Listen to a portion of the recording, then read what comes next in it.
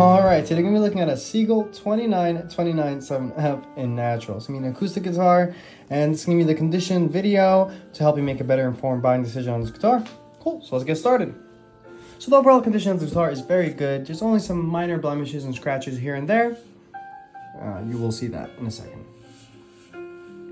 Coming around, right over here you're going to see one minor little blemish.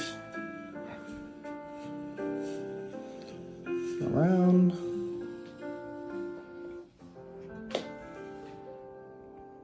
It's very, very minimum scratches. Can barely even see it on the camera. Moving up to the fretboard, I'll say the fret life is very good.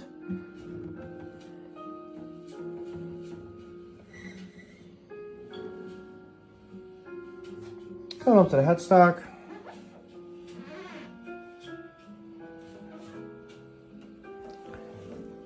And back.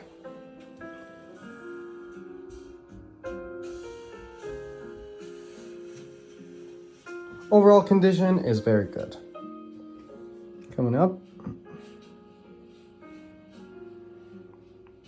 All right, that was a Seagull 29297F in natural.